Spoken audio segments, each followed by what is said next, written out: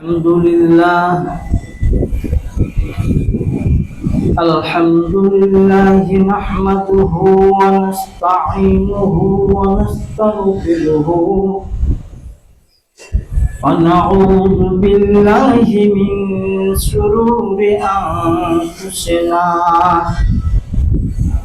ومن سيئات أعمالنا من يهده الله فلا مضل له ومن يضلله فلا هادي له ونشهد أن لا إله إلا الله وحده لا شريك له ونشهد أن محمدا عبده ورسوله أما بعد فأعوذ بالله من الشيطان الرجيم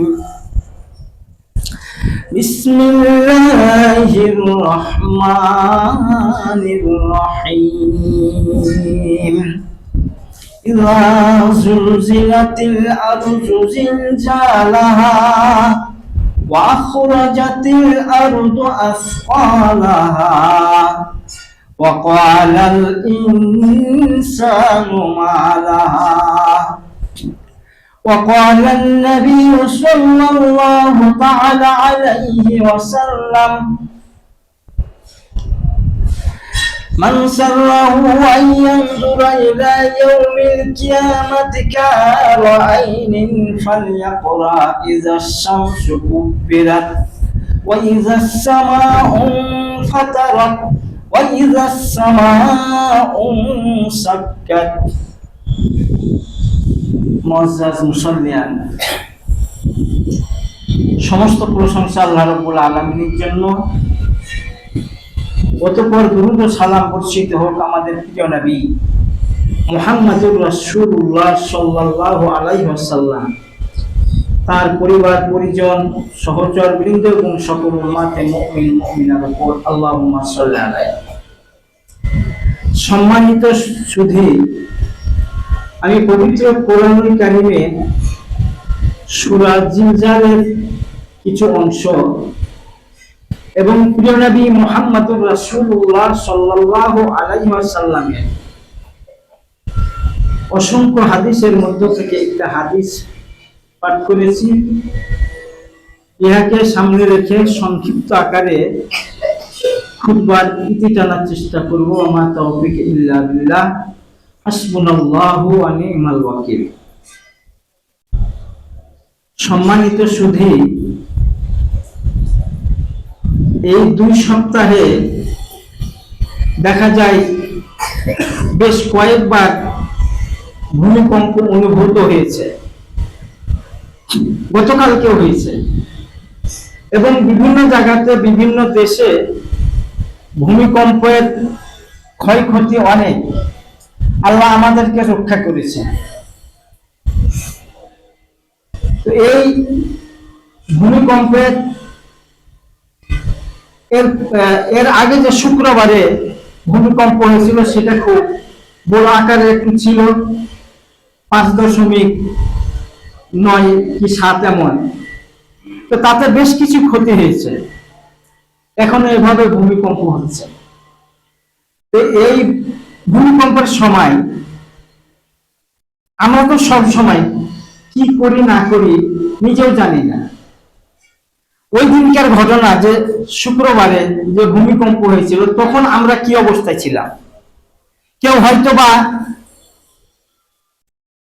আপনার দোকানে বসে অথবা ঘরে বসে টিভি দেখছিলাম, সিনেমা দেখছিলাম, কেউ হয়তো বা মোবাইলে মুভি দেখছিলাম, কেউ হয়তো বা বাথরুমে ছিলাম। এমন করে বিভিন্ন জন বিভিন্ন কাজেই ব্যস্ত ছিলাম। আমরা আল্লাহর স্মরণে তখন হয়তো কম মানুষই ছিলাম।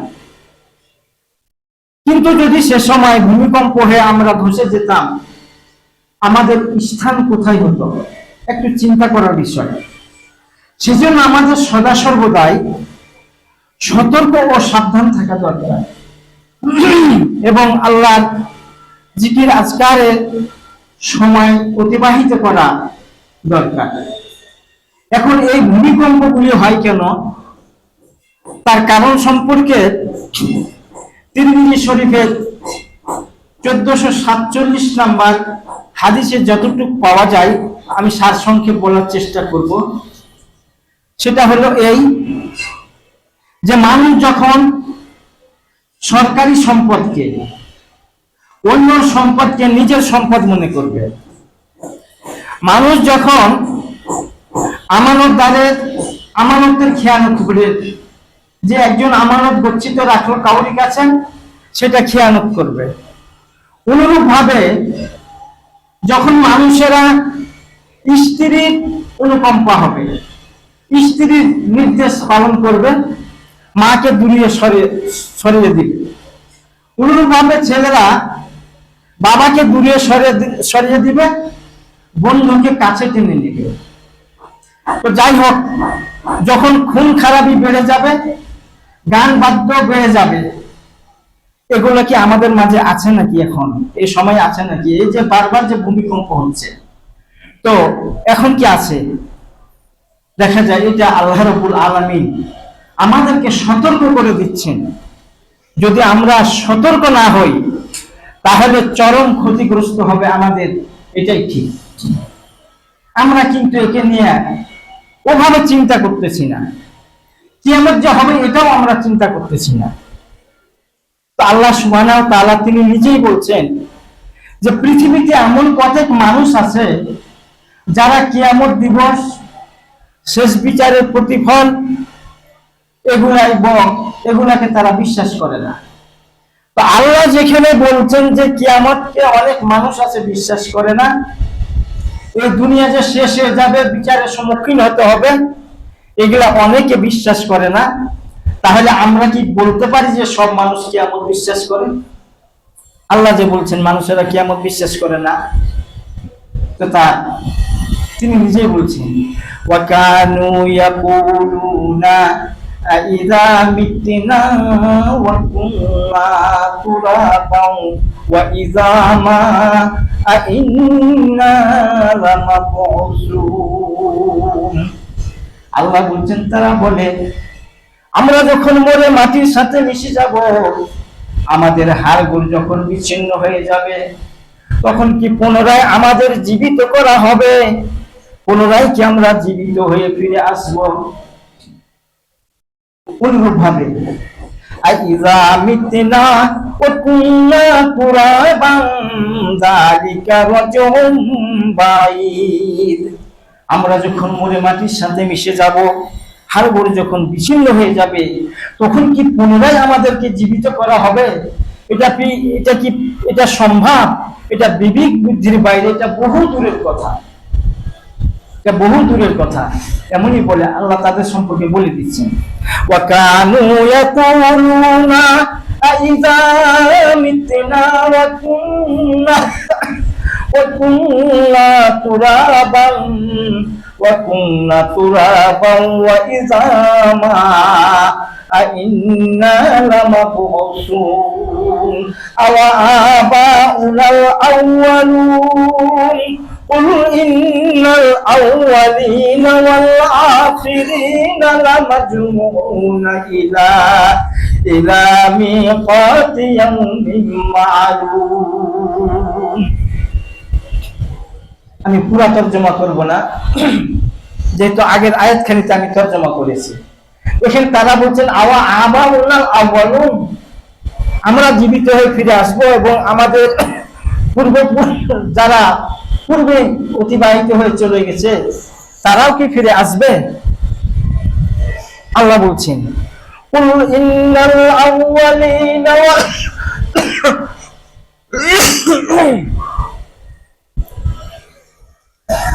আখিরিনা লামাজমুউনা ইলা মিকাতি ইয়াউমিন মা'লুম। আল্লাহ বলছেন, হে আমার নবী, আপনি তাদেরকে বলে দিন পূর্বের এবং পরের সকলকে একদিন একত্রিত করা হবে, সকলকে উঠানো হবে, এজন্য সময় নির্ধারিত করে দেওয়া হয়েছে।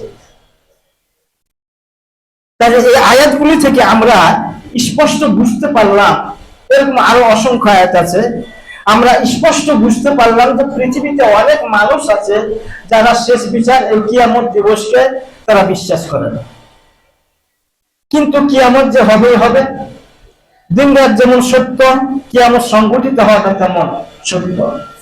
আল্লাহ সুবহানাহু ওয়া তাআলা বলছেন, ইযা ওয়াকাতিল ওয়াকিআ লাইসা লিওয়াকাতিহা কাযিবা, যখন সেই মহা ঘটনা ঘটবে, আদৌ যে ঘটনা মিথ্যা নয়, সত্য যেমন দিন রাত সত্য, সেই ঘটনা সংঘটিত হওয়া তেমন সত্য।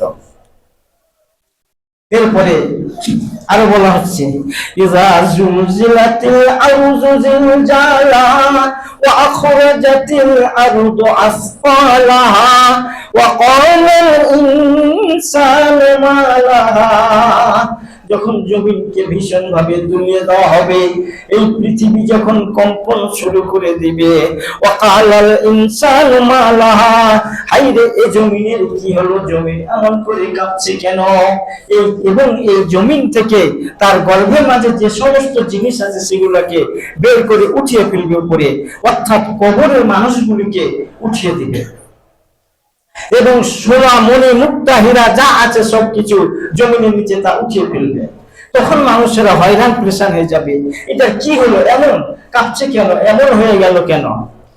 যাই হোক, তাহলে এই আয়াত থেকে আমরা আরো অনেক আয়াত আছে, আমি সংক্ষিপ্ত করার জন্য কমিয়ে দিচ্ছি।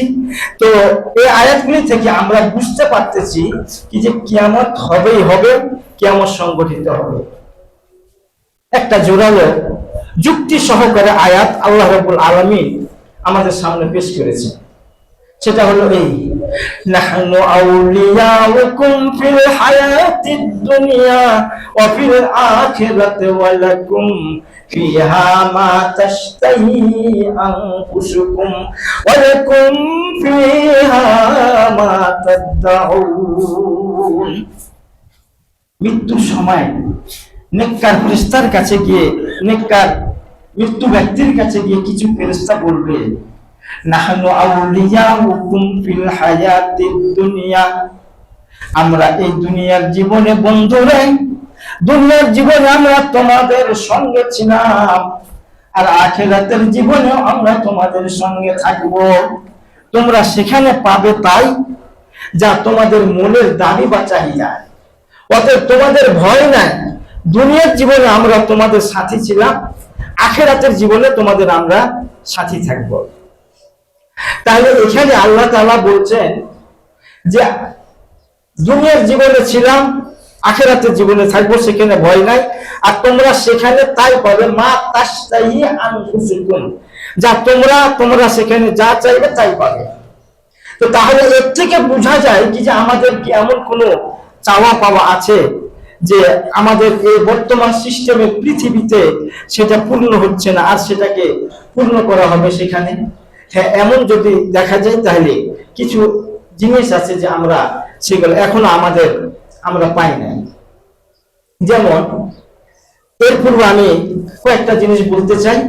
একটা হলো, এটি বলতে যাওয়ার পূর্বে বলতে চাই, আল্লাহর অস্তিত্ব আমাদের জ্ঞান চক্ষুতে ধরা পড়ে কিনা, এবং কোরআনুল কারীম যে আল্লাহর কিতাব সেটা আমাদের জ্ঞান চক্ষুতে ধরা পড়ে কিনা, এবং আল্লাহ যা যা সৃষ্টি করেছেন সেগুলার তিনি দাবি পূরণ করেন কিনা, বা দাবি পূরণ করে তার ধরনটা কেমন।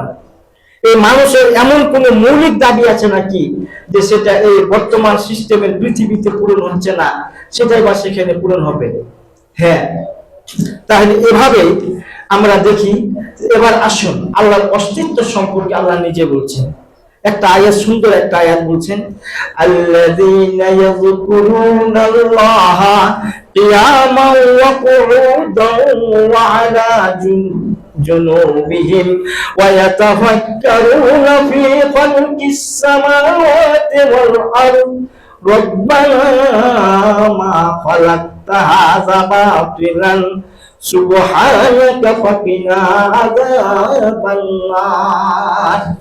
আল্লাহ রাব্বুল আলামিন বলেন, আল্লাযীনা ইয়াযকুরুনাল্লাহা কিয়ামান ওয়া কুউদা, যারা শুয়ে বসে দাঁড়িয়ে সকল অবস্থায় আল্লাহকে স্মরণ করে, তারা স্বতঃস্ফূর্ত ভাবে বলে উঠবে এবং এই পৃথিবী নিয়ে গবেষণা চিন্তা ভাবনা করে তারা স্বতঃস্ফূর্ত ভাবেই বলে উঠবে যে আমাদের অস্তিত্ব দানকারী রব, তুমি এই পৃথিবীকে অবৈজ্ঞানিক ভাবে কোনো কিছুই তার সৃষ্টি করো নাই, যা তুমি সৃষ্টি করেছো তা বিজ্ঞান সম্মত সৃষ্টি করেছো।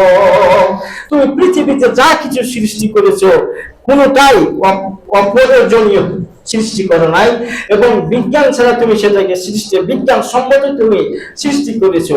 তুমি বাঁচব থেকে পবিত্র, অতএব সুবহানাকা ফাকিনা আযাবান নার, তুমি আমাদেরকে আযাব, জাহান্নামের আযাব থেকে তুমি আমাদেরকে রক্ষা করো।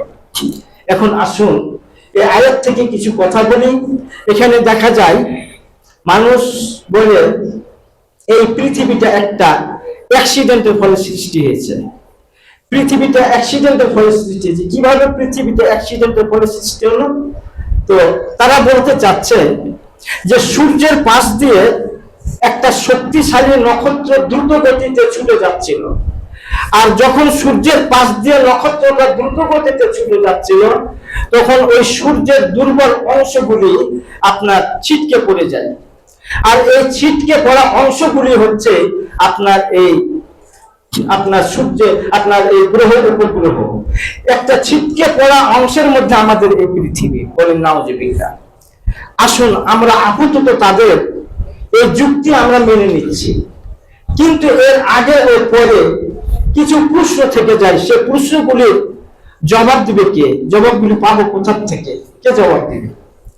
অ্যাক্সিডেন্টের ফলে সৃষ্টি পৃথিবীতে যে সূর্যটার পাশ দিয়ে নক্ষত্র ছুটে যাচ্ছে তার সৃষ্টি হলো কি করে? আর এই সূর্যটার সৃষ্টি হলো কি করে? অ্যাক্সিডেন্টের ফলে সৃষ্টি পৃথিবীতে। পাহাড় পর্বত হলো কি করে? নদী নালা হলো কি করে? সমুদ্র হলো কি করে? সাগরে কেন লবণ সংরক্ষণ করা হলো? নদীর পানি কেন মিঠা পানি? অ্যাক্সিডেন্টের ফলে সৃষ্টি পৃথিবীতে বিভিন্ন ফল ফলাদির গাছপালা হলো কি করে? কোনটি মৌসুমী, কোনটি গায়ের মৌসুমী সারা বছর পাওয়া যায়, এক এক ফলের এক এক রকম স্বাদ। এই সৃষ্টি অ্যাক্সিডেন্টের ফলে সৃষ্টির পৃথিবীতে এ হলো, এগুলা গাছপালা হলো কি করে?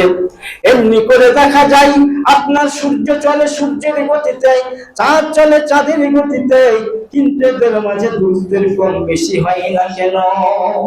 এর জবাব কে দিবে? জবাব পাওয়া যাবে কোথা থেকে? এরপরে আল্লাহ রাব্বুল আলামিন বলছেন, আফারাআইতুমুল মাআ আল্লাযী তাশরাবুনা আআনতুম আনজালতুমুহু মিনাল মুজনি আম নাহনুল মুনজিলুন। আল্লাহ বলেন, আফারাআইতুমুল মাআ আল্লাযী তাশরাবুন, বান্দারে আমার, তোমরা যে পানি পান করো সে পানি নিয়ে কি কখনো চিন্তা ভাবনা করেছো? কখনো কি গবেষণা চালিয়ে দেখেছো? এই পানি কি তোমরা আমার মতো নির্দিষ্ট নিয়ম ছাড়া তোমরা বর্ষাতে পারতে বা তৈরি করতে পারতে? আল্লাহ কেন বলছেন আমার মতো নির্দিষ্ট নিয়মে? আল্লাহর হিকমত হলো এই যে আল্লাহ রাব্বুল আলামিন সর্বপ্রথম এই বায়ুকে সম্প্রসারিত করেন। বায়ুকে সম্প্রসারিত করার পরে বায়ুকে আবার সংকুচিত করেন। সংকুচিত করার পরে আরো উত্তপ্ত করেন।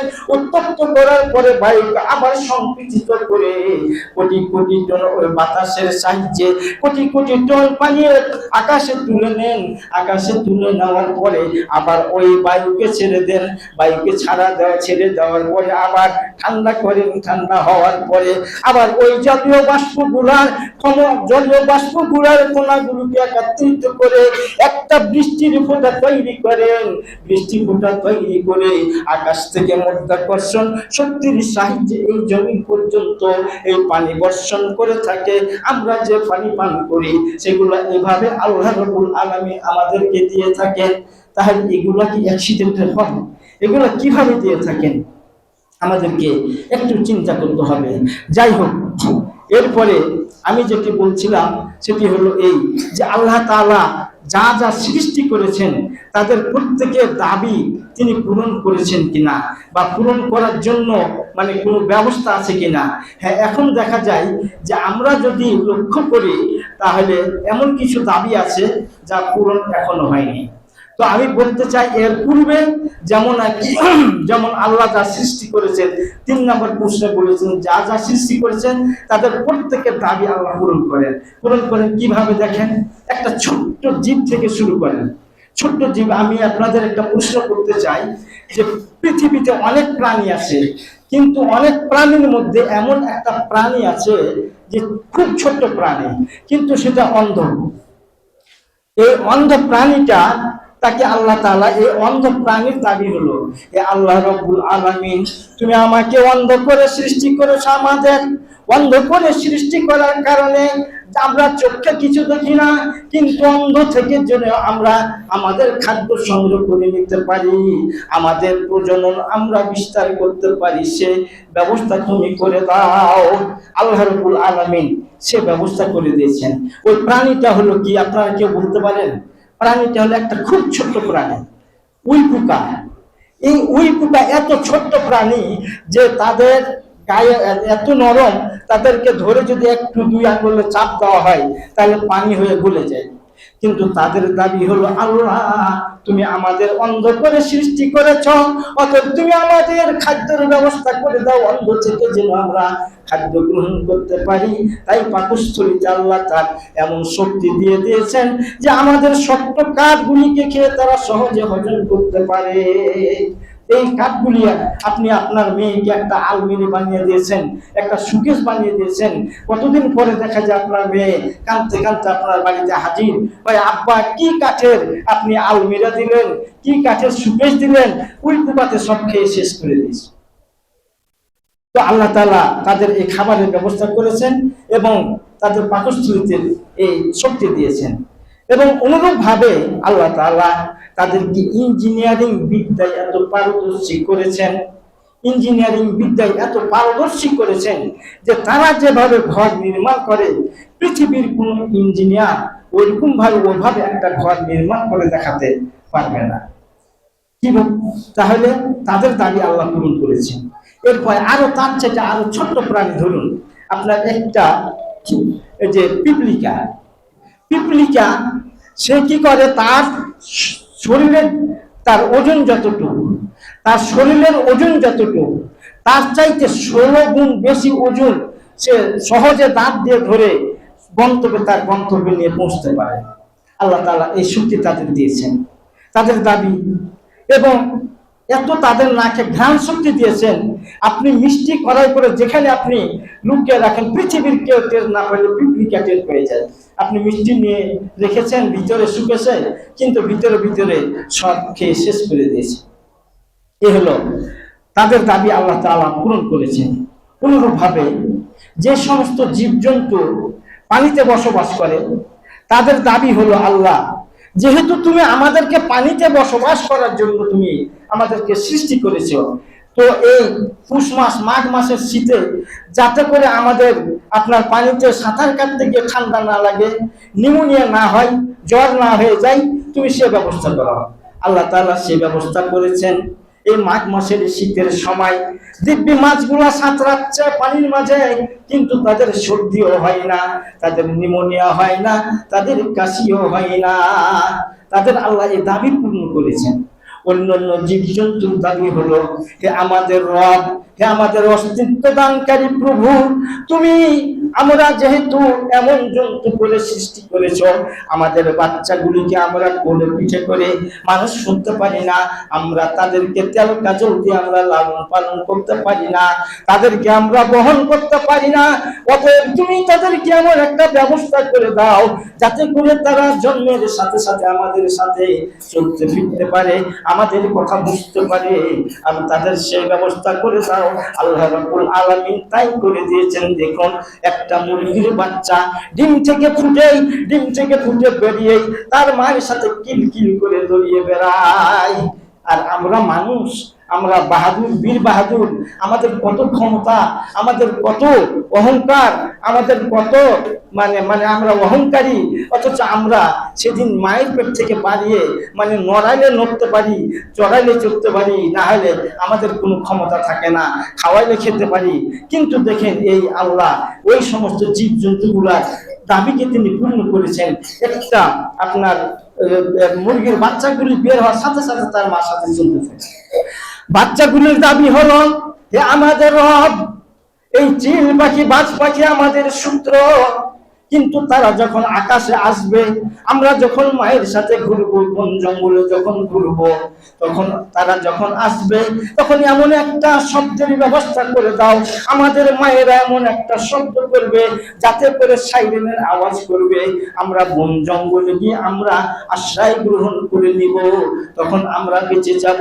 আবার যখন আমরা চিল পাখি বাজ পাখি সূত্রমুক্ত হয়ে যাব, তখন আমাদের মায়েরা এমন একটা আওয়াজ দিবে যাতে করে আমরা তখন বুঝে নিব যে হ্যাঁ এবার আমরা সূত্রমুক্ত হয়েছি। তখন আবার বাইরে বের বসে আমরা আবার খাদ্য গ্রহণ করব। আল্লাহ রাব্বুল আলামিন সে ব্যবস্থা করে দিয়েছেন। মুরগিগুলা কিচকিচ করে ওঠে, আর সাথে সাথে বাচ্চাগুলি তখন বুঝে নেয় আমাদের সূত্র চিল পাখি বাজ পাখি আকাশে এসেছে, তারা তখন জঙ্গলে গিয়ে তারা আশ্রয় গ্রহণ করে নাই। আবার যখন মায়েরা আওয়াজ করে আবার বের হয়ে এসে খাদ্য গ্রহণ করে।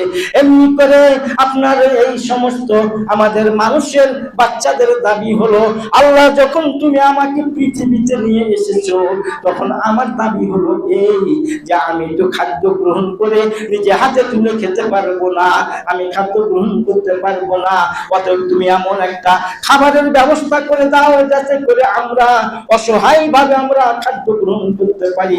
তাই আল্লাহ রাব্বুল আলামিন সেই ব্যবস্থা করে দিয়েছেন আমাদের মায়ের গর্ভে। তার স্তন থেকে এমন ভাবে প্রথমত তরল খাবার আসবে যেটা তার পেটে সহনীয় হবে, তার পক্ষে সহজ হবে হজম করা। সেই জন্য আল্লাহ সে ব্যবস্থা করেছেন। তখন তারা ওই শালকুট থেকে শুরু করে 2 বছর পর্যন্ত তারা দুধ পান করার আল্লাহ ব্যবস্থা করে দিয়েছেন। কিভাবে করেছেন? এবার মায়ের দাবি হলো, এ আমাদের রব, তুমি যেহেতু আমার সন্তানকে আমার বুকের দুধ পান করার জন্য তুমি আমার ব্যবস্থা করে দিয়েছো, তাহলে তুমি একটা কাজ করো, ছোট বয়সে তাদের দাঁত দিও না, তুমি যদি এই দুধ পান করা অবস্থায় দাঁত দিয়ে দাও তাহলে আমাদের স্তন কামড়াবে, আমরা ব্যথা পাবো, কষ্ট হবে। আল্লাহ রাব্বুল আলামিন মায়েদের এ দাবিও পূর্ণ করেছেন। তাহলে এখন বোঝা যাচ্ছে যে আল্লাহ রাব্বুল আলামিন যাই সৃষ্টি করেছেন তাদের প্রত্যেকের দাবি তিনি পূর্ণ করেছেন। এখন কি এমন কোন দাবি আছে যে আমাদের পূর্ণ হচ্ছে না? হ্যাঁ, যদি আমরা দেখি তাহলে কিছু দাবি আছে এখনো পূর্ণ হয়নি। যেমন আপনার শরীরের তাপমাত্রা কত, আপনি একটা থার্মোমিটার বগলের নিচে দিয়ে জিহ্বার মধ্যে ধরে আপনি বের করে বলে দিতে পারছেন তার তাপমাত্রা কত, আপনি কত ওজন হয়েছে, আপনার ওজন বেড়েছে না কমেছে, আপনার 70 কেজি না 60 কেজি 65 কেজি, কত আপনি একটা ওজন করে নিতে পারছেন আপনার ওজনটাকে। কিন্তু দেখা যায় একটা জিনিস এখনো মাপযন্ত্র বের হয় নাই, মাপযন্ত্র এখন একটা জিনিস বের হয় নাই, সেটা হলো কি? সেটা হলো আমাদের নেকি এবং বদি, পাপ এবং গুনাহ। এই গুনাহ মাপার একটা মাপযন্ত্র দরকার। তাহলে এটি এখন পর্যন্ত দেওয়া হয়নি। তো দেওয়া হয় না কেন? এখন দেওয়া হয় না, আল্লাহকে যদি প্রশ্ন করা হয় তাহলে আল্লাহর পক্ষ থেকে জবাব হলো এই, ইন্না নাহনু নুহয়িল মাউতা ওয়া নাকতুবু মা কদ্দামু ওয়া আসারহুম ওয়া কুল্লা শাইইন আহসাইনাহু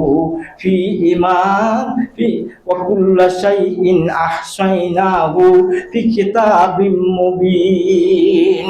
আল্লাহ তাআলাকে যদি প্রশ্ন করা হয় কি যে মাপযন্ত্র এখন দেওয়া হচ্ছে না কেন, তাহলে তার প্রশ্ন হলো এই, তার জবাব হলো এই যে আমি মানুষদেরকে মৃত্যু থেকে জীবিত থেকে মৃত্যু দিব, মৃত্যু থেকে জীবিত করব, কিন্তু তার জীবিত করার পরে তার মাপযন্ত্র কেন দেওয়া হয় নাই? যেমন আর কি ওখানে একটা জিনিস জানতে পারলাম যে দেখা যায় একজন সন্তান যখন জন্মগ্রহণ করলো তখন তাকে দাঁত দেওয়া হয় নাই, কারণ তার দাঁতের প্রয়োজন নাই। তো সে কারণে মাপ যন্ত্র এখন দেওয়া হয় না। তাহলে মাপ যন্ত্র দেওয়া হবে কখন? সে কথাটা আল্লাহ রাব্বুল আলামিনকে যদি জিজ্ঞাসা করা হয়, তাহলে যেদিন মাপ যন্ত্রটা যাবে ওই দিন আপনার মাপ যন্ত্র এই জন্য দেওয়া হয় নাই যে মাপ যন্ত্র এখন চলবে না, গুনাহ এবং নেকি এটা ওজন করা যাবে না। কেন যাবে না? একজন মানুষ মরে গেছে, মরে যাওয়ার পরেও তার কবরে সওয়াবে জারিয়া, গুনাহে জারিয়া এটা যেতেই আছে। তাহলে সেটাকে আপনি কেমন করে ওজন করবেন? গুনাহে জারিয়া হচ্ছে, সওয়াবে জারিয়া হচ্ছে, এটা কি করে ওজন করা হবে? ওজন করা যাবে না। কি জন্য ওজন করা যাবে না? ওটা তো আশার ক্রমান্বয়ে, আশার তালে আছে, আসতেই আছে, আসতেই আছে, আশা শেষ হয় নাই। অতএব তাহলে আশাটা শেষ হবে কখন? কখন শেষ হবে? যে আপনার তখন মাপযন্ত্রটা আমরা পাবো। আল্লাহর পক্ষ থেকে জবাব হলো এই যে, ধরুন একটা মানুষ মসজিদ নির্মাণ করলো, মানুষ একটা মাদ্রাসা নির্মাণ করলো, তাহলে ওই মসজিদে যতদিন মানুষ নামাজ পড়বে, মাদ্রাসায় যতদিন সন্তানরা লেখাপড়া করবে, ছাত্ররা লেখাপড়া করবে, ততদিন ওর জন্য সব আসতেই থাকবে। উনি যদি মারাও যায় তাহলে তার কবরে সব পৌঁছতেই থাকবে। অনুরূপভাবে আপনার যদি কেউ সিনেমার হল একটা তৈরি করে দেয়, তাহলে সে মারা যাওয়ার পরেও সিনেমার হল তৈরি করে দিলেও তার গুনাহে জারিয়া যেটা, সেটা তার কবরে পৌঁছতে থাকবে। তাহলে এটা, এগুলা ক্রমান্বয়ে আশার তালে আছে, এটা আশা শেষ হয় না। তাহলে এটা শেষ হবে কবে? আর আমরা মাপযন্ত্রটা পাবো কবে? তখন সে কথাটাই হচ্ছে আল্লাহ রাব্বুল আলামিন বলছেন, যেদিন ওই মসজিদে একটা মানুষও নামাজ পড়ার জন্য থাকবে না, ওই মাদ্রাসায় লেখাপড়া করার জন্য একটা ছাত্র থাকবে না, ওই সিনেমার হলে যেদিন সিনেমা দেখার জন্য একটা মানুষও থাকবে না, সেদিনই হবে আপনার এই মাপযন্ত্রটার প্রয়োজন হবে। তখন সব আশা শেষ হয়ে গেল, গুনাহ আশাও শেষ হয়ে গেল, এখন হবে মাপযন্ত্র দরকার। তখন তাহলে তখনই হবে, আর সেটাই হচ্ছে কি? সেটা কিয়ামত। তো কিয়ামত ওই দিন আমাদেরকে আল্লাহ রাব্বুল আলামিন মাপযন্ত্র দিবেন, সেদিন আমরা পাবো। তো যাই হোক, এরপরে আমি একটা হাদিস পড়েছিলাম, সংক্ষিপ্ত বলে শেষ করার চেষ্টা করব। আল্লাহর নবী মুহাম্মদুর রাসূলুল্লাহ সাল্লাল্লাহু আলাইহি ওয়াসাল্লাম বলছেন, মান সাররাহু আইয়ানজুরা ইলা ইয়াউমিল কিয়ামা ফালইয়াকরা ইজা শামসু কুবিরাত ওয়া ইজা সামাউন ফাতারাত ওয়া ইজা সামাউন সাক্কাত। কেউ যদি কিয়ামতকে সচক্ষে দেখার মতো দেখতে চায়, তাহলে তারা যেন এই সূরা তিনটি পড়ে নেয়। ইজা শামসু কুবিরাত ওয়া ইজা নুজুমুন কাদারাত ওয়া ইজা নুজুমুন কাদারাত ওয়া ইজা সামাউন সাক্কাত। এই সূরা তিনটি যেন সে ভালোভাবে পড়ে। এই সূরা তিনটা পড়লে কিয়ামতকে চোখে দেখার মতোই দেখতে পারবে। যে এখানে কি বলা হয়েছে, আল্লাহ রাব্বুল আলামিন এই সূরার মধ্যে বলছেন, অর্থাৎ এর আগে আমি এই সূরা তিনটির অর্থ করার পূর্বে আর একটু ছোট্ট কিছু কথা বলে নিতে চাই। এই বর্তমান সিস্টেমের পৃথিবীকে চালাতে আল্লাহ রাব্বুল আলামিন কি কি জিনিস দিয়েছেন আমাদের এই পৃথিবী চালানোর জন্য? আল্লাহ রাব্বুল আলামিন দিয়েছেন মাধ্যাকর্ষণ শক্তি, যার কারণে আমরা মানে পৃথিবীর গায়ের সাথে লেগে থাকতে পারছি মাধ্যাকর্ষণ শক্তির জন্য। আর আল্লাহ এই পৃথিবীকে চালানোর জন্য দিয়েছেন সূর্য, এরপরে দিয়েছেন চাঁদ, এরপরে দিয়েছেন তারকা। যখন আপনার কিয়ামত যখন সংঘটিত হবে, তখন এই সব ফর্মুলাটা পরিবর্তন হয়ে যাবে। অর্থাৎ সূর্যকে তখন সূর্যের আলো গুটিয়ে নেওয়া হবে, চাঁদের আলো গুটিয়ে নেওয়া হবে, আপনার তারকাগুলিকে চেষ্টিত সেগুলাকে ছুঁড়ে ছুঁড়ে খুলে ফেলা হবে আর কি। তখন কি অবস্থা হবে সে কথাটা তুলে ধরছেন আল্লাহ রাব্বুল আলামিন। ইজা শামসু কুবিরাত ওয়া ইজান নুজুমুন কাদারাত ওয়া ইজাল জিবালু সুইরাত। আল্লাহ বলেন, যখন সূর্যের আলো গুটিয়ে নেওয়া হবে আর ওই তারকাগুলিকে ছিঁড়ে খুলে ফেলা হবে, তখন এত অন্ধকার হবে, এত অন্ধকার হবে যে আপনার কেউ কাউকে দেখতে পাবে না। এতই অন্ধকার হয়ে যাবে, তখন আর কিচ্ছু থাকবে না। তখন আপনি অন্য আপনার কাউকে দেখবেন, বুঝবেন, চিনবেন, তা চিনতে পারবেন না। সে যদি কথা বলে তাহলে বুঝতে পারবেন যে এখানে কেউ আছে। এরকম অন্ধকার হয়ে যাবে। তারপরে বলছেন মধ্যাকর্ষণ শক্তিকে তুলে নেবেন, তখন এই পাহাড় পর্বত আর এক চুল পরিমাণ ভারী থাকবে না। এই পাহাড়গুলি বিশাল বিশাল উহুদ পাহাড়গুলি তখন ওই তুলার ন্যায় আকাশে উঠতে থাকবে, আকাশে উড়বে, আকাশে উড়বে। এভাবে তখন মানুষ হয়রান পেরেশান হয়ে যাবে। এরপরে কিছু রূপক কথা বলা হয়েছে। 10 মাসের গর্ভবতী উটনীগুলিকে আপনার তার নিজের উপর ছেড়ে দেওয়া হবে। যে যতই কোটিপতি হোক না কেন, আপনার নিজের সম্পদের তখন কেউ ভূক্ষেপ করবে না। অর্থাৎ 10 মাসের গর্ভবতী উট যখন হয়, সৌদি আরবের মানুষেরা সেটিকে চোখের মাঝে রাখে, চোখের আড়াল হতে দেয় না।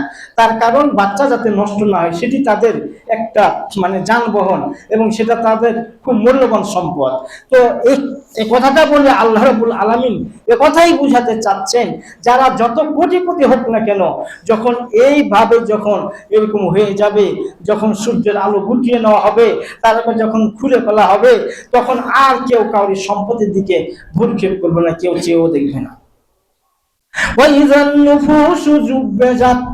এরপরে পৃথিবী এবার কত কোটি কোটি বছর পার হয়ে যাবে, দেখা যাবে পৃথিবী হারিয়ে যাবে, ধ্বংস হয়ে গেল।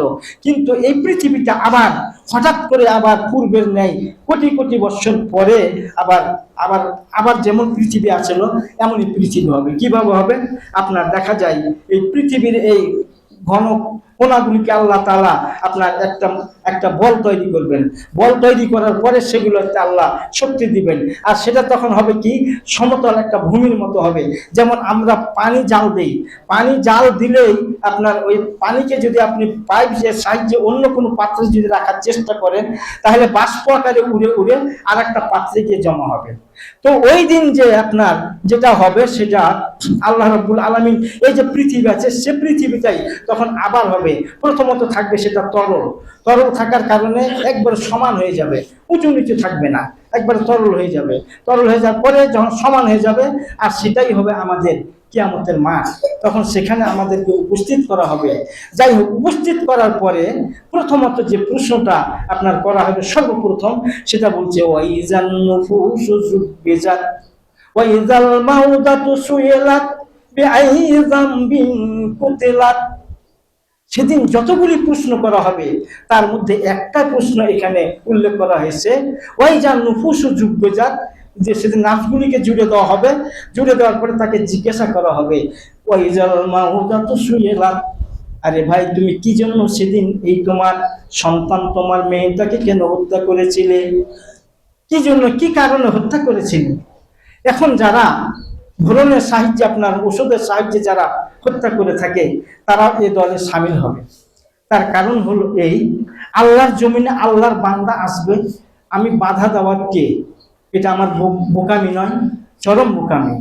তো সেদিন আপনার জিজ্ঞাসা করা হবে, যারা ভ্রূণ নষ্ট করেছে তাদেরকে জিজ্ঞাসা করা হবে কেন করা হয়েছিল। ওয়ালা তাকতুলু, আল্লাহ বলেন ওয়ালা তাকতুলু আওলাদাকুম মিন খাসিয়াতি ইমলাক নাহনু নারযুকুহুম ওয়া ইয়্যাকুম, তোমরা তোমাদের সন্তানদেরকে হত্যা করো না দারিদ্রতার ভয়ে, আমি তাদেরও রুজি দিব, আমি তোমাদেরও রুজি দিব, অতএব তোমরা তাদেরকে হত্যা করো না। কেন? তাদেরকে হত্যা করলে সেটা হবে চরম গুনাহ, চরম অপরাধ। তো যাই হোক, তো এখানে সেদিন যে যখন আল্লাহ বলছেন আরো কিছু জিনিস, এখানে দেখা যায় আল্লাহ তো পৃথিবীকে নিয়ন্ত্রণ করেন। যদি আল্লাহ যদি পৃথিবী নিয়ন্ত্রণ না করতেন, তাহলে সাগরে এক প্রকারের মাছ আছে, স্টার ফিশ বলে সেটাকে। তো এই মাছটা বিজ্ঞানীরা বলছেন, তারা বলছেন যে একবারে 7 কোটি করে আপনার ডিম দেয়, 7 কোটি করে ডিম দেয় সাগরে। কারণ 7 কোটি ডিম যদি আল্লাহ নিয়ন্ত্রণ না করতেন, তাহলে এই মাছটার জন্য আর অন্য কোনো মাছ 2-1 বছরের মাঝে কোনো জায়গা পেত না। অনুরূপ ভাবে আপনার আফ্রিকার বন জঙ্গলে সিসমক্রিয়াম নামক একটা ফল আছে। এই ফলটা একবারে 7,000 করে সে আপনার ফল দেয়। তো এখন যদি এই আল্লাহ যদি এগুলো নিয়ন্ত্রণ না করতেন, তাহলে ওই বন জঙ্গল কি আর থাকতো? সেখানে কি কোনো কেউ এই পৃথিবীতে কি আর কোনো আবাদের কোনো ভূমি থাকতে? সব তো শেষ হয়ে যেত, কিন্তু আল্লাহ সেগুলো নিয়ন্ত্রণ করেন। অতএব আল্লাহ তাআলার বান্দা পৃথিবীতে আসবে, পৃথিবীতে আসবে, আমরা বাধা দেওয়ার কে? তো আমরা যেহেতু বাধা দিয়েছি, তাই সেখানে সেদিন হবে ওই নাফসকে জুড়ে দেওয়ার পরে আবার বলা হবে কুতিলা। আচ্ছা বলো তো, তোমার কোন কারণে তুমি এই তোমার সন্তানকে হত্যা করেছিলে, কেন হত্যা করলে? দেহিয়াতুল কালবি একটা ঘটনা হাদিসে এসেছে, তিনি প্রিয় নবী ইসলাম গ্রহণ করার পরে প্রিয় নবী মুহাম্মদুর রাসূলুল্লাহ সাল্লাল্লাহু আলাইহি সাল্লামের কাছে গিয়ে তিনি কাঁদছেন। আল্লাহ রাসূল জিজ্ঞাসা করছেন, কেন তুমি কাঁদছো? দেহিয়াতুল কালবি, কি হলো তোমার? মা তুবকিকা, কোন জিনিস তোমাকে কাঁদালো? দেহিয়াতুল কালবি বলছেন, ইয়া রাসূলুল্লাহ, আমি এমন একটি অপরাধ করেছি আল্লাহর রাসূল, আজকে আমার সে অপরাধ আমার মনে পড়ে গিয়েছে, আমি ধৈর্য ধারণ করতে পারি না। আমার অপরাধ হলো এই, আমার একটা কন্যা সন্তান ছিল, আমার কন্যা সন্তানটা নাদুস নদুস ছিল, দেখতে সুন্দরী ছিল, কিন্তু আইয়ামে জাহিলিয়াতের কারণে তখন মানুষেরা কন্যা সন্তান হওয়াকে তারা দুর্ভাগ্য মনে করত। কন্যা সন্তান হলে তারা জীবন্ত তাদেরকে দাফন করে দিত। তো আমিও যখন, মেয়েটা যখন একটু বড় হলো, আমিও তখন আমাদের ওই পূর্বপুরুষদের নীতি অনুযায়ী আমি মেয়েটাকে তার মাকে বললাম, অমুকের মা, তুমি আমার মেয়েটাকে একটু সাজগোজ করে দাও, আমি তাকে তার নানার বাড়ি থেকে আমি তাকে নিয়ে যাই, ঘুরে আসি। এমনি করে অবুঝ মেয়েটাকে সে সাথে নিয়ে গেল। সাথে নিয়ে যাওয়ার পরে দু ময়দানে নিয়ে একটা গর্ত খনন করা হলো। গর্ত খনন করার পরে ঐতিহাসিক ইবনে খুলদুন বলেন, যখন ওই লোকটার দেহিয়াতুল কালবির শরীর থেকে ঘাম ঝরে যাচ্ছিল, মেয়েটা তখন বুঝতে পারছিল বাবার কষ্ট হচ্ছে, তাই তিনি তার উন্না দিয়ে বাবার ঘাম মুছে দিচ্ছিলেন আর বলছিলেন, বাবা এখানে গর্ত খনন করা হচ্ছে কেন, কি কারণে খাল খনন করা হচ্ছে? বাবা উত্তর দিলে, মা রে আমার, এখানে দেখো না বড্ড পিপাসা পেয়েছি, পানির কোনো ব্যবস্থা নাই, এই গর্ত খনন করা হবে, সেখান থেকে যখন পানি বের হবে আমরা পানি পান করব। এভাবে মিথ্যা প্রবঞ্চনা করে গর্তটা খনন করা হলো। গর্ত খনন করার পরে যখন ঠিক গর্তটা খনন করা শেষ হলো, বলছে, দেখো তো মা, এবার গর্তটা কেমন হয়েছে? যখন দেখতে আসলো, দেহিয়াতুল কালবি বলেন, আমার মেয়েটাকে আমি সজোরে ধাক্কা দিয়ে গর্তের মাঝে ফেলে দিলাম। গর্তের মাঝে ফেলে দিয়ে আমি ইট পাথর বালি দিয়ে আমার চাপা দিয়ে দিলাম। ওই দিনকার কথাটা আমার মনে এসে পড়ে গিয়েছে আল্লাহর রাসূল।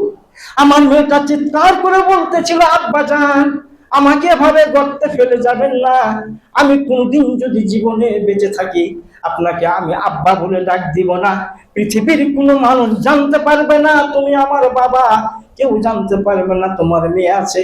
বাবা তুমি আমাকে মাফ করে দাও না, তুমি আমাকে মাফ করে দাও না। কিন্তু আমি এতই নিষ্ঠুর হয়ে গিয়েছিলাম, আমার মেয়েটাকে আমি মাটির চাপা দিয়ে আমি সেদিন চলে এসেছি। আল্লাহর রাসূল গো, আমার এই অপরাধ কি আল্লাহ ক্ষমা করবেন?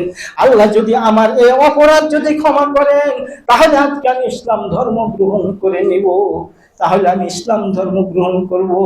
আল্লাহর নবী মুহাম্মদুর রাসূলুল্লাহ সাল্লাল্লাহু আলাইহি ওয়াসাল্লাম বলেন, ওরে দেহিয়াতুল কালবি, মুসলমান হওয়ার পূর্বে যে পাপ করে শিরকের পাপ হোক আর যে কোনো পাপ হোক, যখন ইসলাম গ্রহণ করে নাই তখন আল্লাহ তার পূর্বের সমস্ত গুনাহগুলিকে মাফ করে দেয়।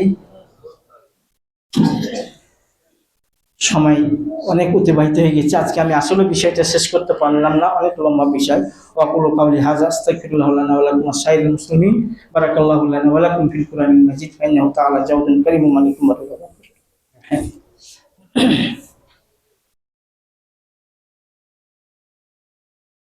আলহামদুলিল্লাহ।